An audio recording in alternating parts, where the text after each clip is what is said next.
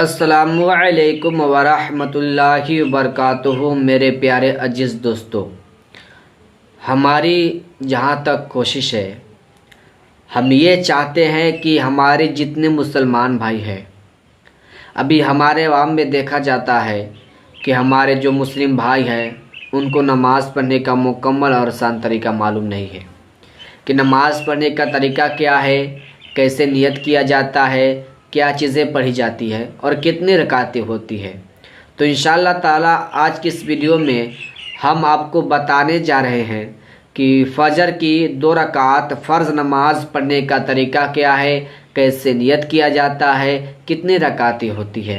तो इंशाअल्लाह ताला तरीका स्टेप बाय स्टेप बताऊंगा। बस आपसे गुजारिश है कि आप इस वीडियो को आखिर तक देखिएगा और अभी तक हमारे चैनल को सब्सक्राइब नहीं किए हैं तो चैनल को सब्सक्राइब ज़रूर कीजिएगा और अगर मेरी मेहनत देखकर दिल करे तो वीडियो को लाइक ज़रूर कीजिएगा और आप कमेंट में सबसे पहले आमीन अल्लाहुम्मा आमीन लिखे। न जाने किसकी ज़बान से निकली हुई आमीन अल्लाह की बरगाह में कबूल हो जाए।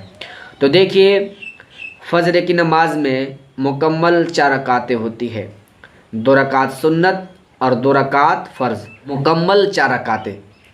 तो मैं 2 रकात सुन्नत नमाज का तरीका यूट्यूब चैनल पे अपलोड कर दिया हूँ और ये जो वीडियो बनने जा रही है फ़जर की 2 रकात फ़र्ज़ नमाज पढ़ने का तरीका क्या है।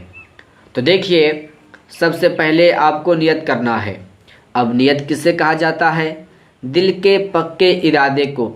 अगर आपने ये इरादा कर लिया कि मैं जा रहा हूँ फ़जर की 2 रकात फ़र्ज़ नमाज पढ़ने, तो ये आपकी नियत हो गई। अगर आप ज़बान से कह लेते हैं तो ज़बान से कहना बेहतर है, मुस्तहब है। अगर ज़बान से नहीं कहते हैं तो कोई दिक्कत नहीं है, लेकिन आपकी ये नियत हो गई। बस दिल में पक्के इरादा होना चाहिए कि मैंने नमाज़ पढ़ने जा रहा हूँ। तो आप नियत हिंदी में समाप्त कर लें। नियत की मैंने 2 रकात नमाज फ़र्ज़ वक्त फ़जर वास्ते अल्लाह ताला के, मुँह मेरा काबा शरीफ की तरफ, अल्लाहु अकबर। अब इसके बाद आपको दोनों हाथों को कान के लौ तक ले जाकर नाभ के नीचे नियत बांध लेना है। नियत बांधने के बाद आपको पढ़ना है साना। साना पढ़ने के बाद आपको पढ़ना है औज़ु बिल्लाहि मिनश शैतानिर रजीम बिस्मिल्लाहिर रहमानिर रहीम। इसके बाद आपको 1 मरतबा पढ़ना है सूरह फातिहा, मतलब कि अल्हम्दुलिल्लाह। इसके बाद आपको एक सूरा पढ़ना है, जो भी आपको सूरा याद हो आप उस सूरा को पढ़ सकते हैं। इसके बाद आपको रुकू सजदा करना है। जैसे आपकी सूरा ख़त्म हो जाती है तो आपको अल्लाहु अकबर कह के चले जाना है रुकू में। रुकू में जाने के बाद आपको पढ़ना है वहाँ पे 3 मरतबा सुबहान रब्बियल अज़ीम, सुबहान रब्बियल अज़ीम, सुबहान रब्बियल अज़ीम। अब इसके बाद आपको समी अल्लाहु लिमन हमीदा रब्बना लकल हम्द कह के आपको खड़े हो जाना है।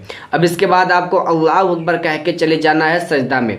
सजदा में जाने के बाद आपको वहाँ पे पढ़ना है 3 मरतबा सुबहान रब्बियल आला, सुबहान रब्बियल आला, सुबहान रब्बियल आला।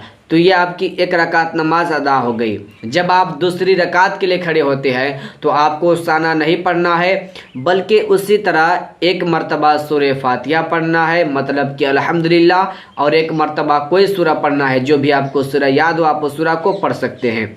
इसके बाद फिर आपको रुकू सजदा करना है। तो जैसे आप पहली रकात में रुकू और सजदा किए और जो चीज़ रुकू और सजदा में पढ़े उसी तरह आपको रुकू सजदा करना है।